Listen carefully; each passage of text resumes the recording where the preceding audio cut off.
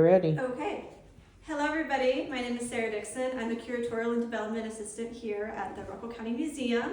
And today we're going to be going over haunts and history. Now before I start, even though I'm dressed as a science teacher, I am presenting a historical topic, so don't get it confused.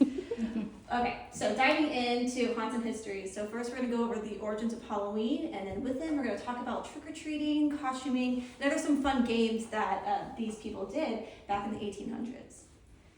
So Halloween starts with Samhain, which means summer's end in ancient Celtic. So this holiday started between 400 BCE and then it ended around 400 CE. So this religion believed in life after death. And on Halloween night, Samhain night, the veil between the living and the dead was at its most thin. So in order to hide from the ghosts that were known to come because of the thin veil, people would wear costumes. And so here we have a lovely postcard of someone wearing a costume and a couple other kiddos wearing costumes. But the original form of costuming was to hide themselves from the visiting ghosts. And it is important to know that the November 1st is actually the Celtic New Year day. So that's why Samhain means summer's end, the end of the dark, cold winters. And then tomorrow, in the ancient world, is the beginning of a new year. So moving on into the 400 CE era. So at this point, the Roman Empire was truly at its greatest width, in Europe.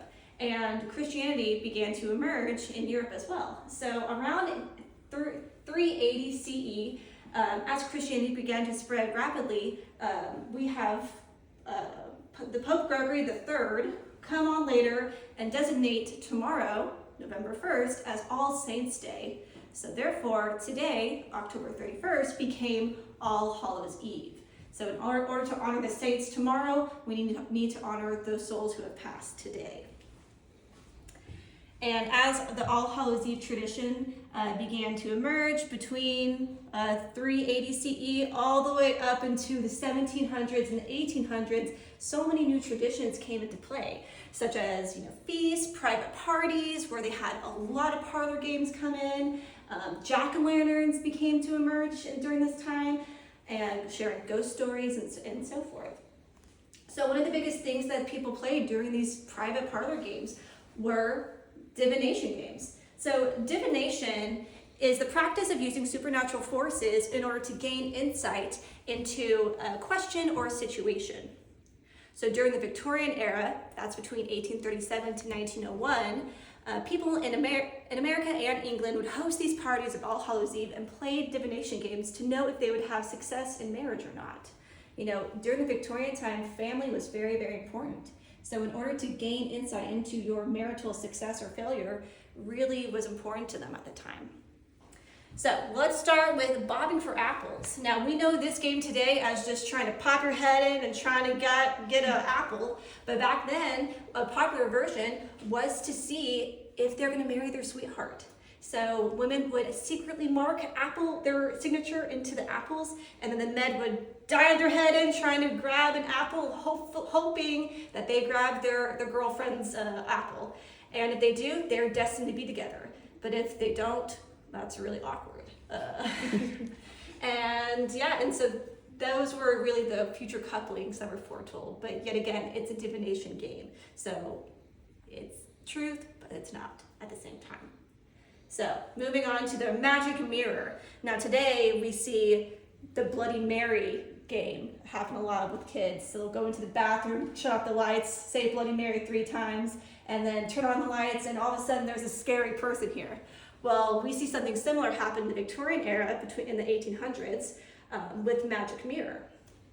So women and men would go to the mirror, hold up a candle to the mirror, and try to see their sweetheart reflecting back at them.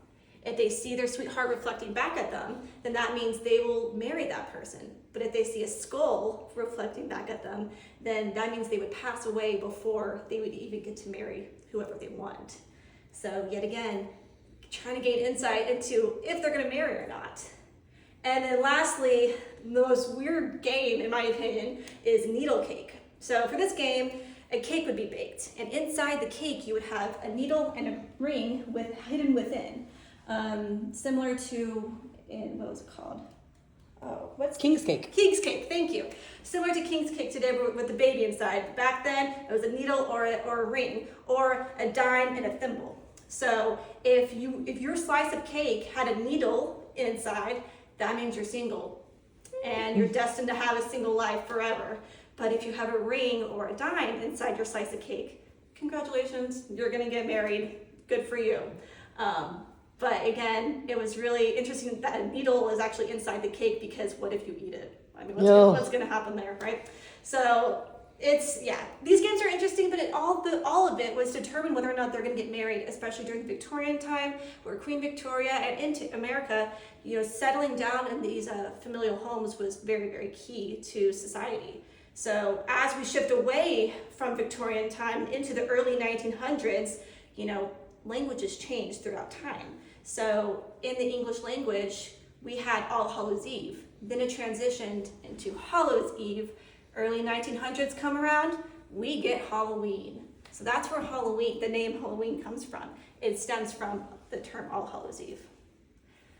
So early 1900s, we're going into 1920s and 30s now. That's when the Halloween that we know today comes to play. So what was it? 1927 is whenever a Canadian newspaper actually published the term trick-or-treating for the first time. And that was from the idea, or from the pranks and tricks that these kids in the neighborhoods would play on their neighbors.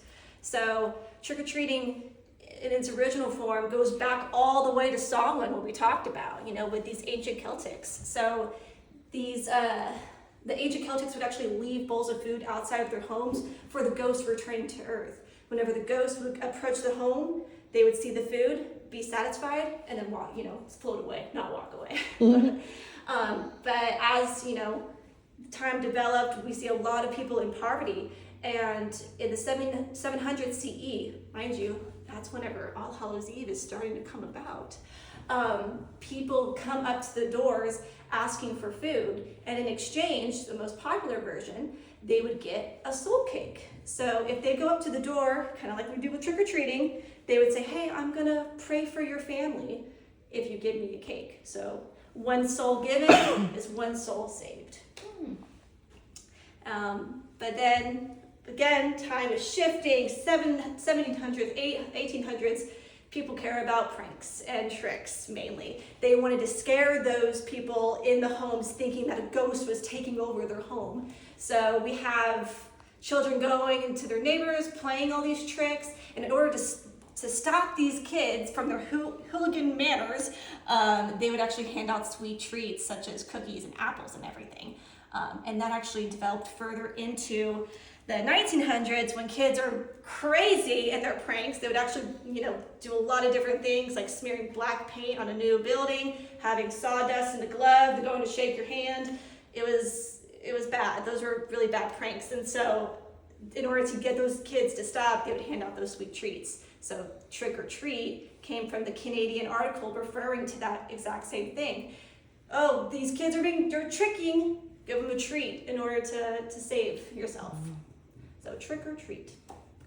And so 1920s and 30s is really where Halloween that we know it today starts. And then of course it's developed to the wonderful version that we have today where people are wearing costumes because it's fun, not so much of the ghosts you're hiding from, but it's still a wonderful way to interact with your neighbors. So what are celebrations that we have today that mimic Samhain? So we have the Day of the Dead, which is a Mexican holiday, which is very similar. The veil between the realms is at its most thin, and the dead come to visit the living. And then we also have the Hindu holiday of Diwali. Cool. All right.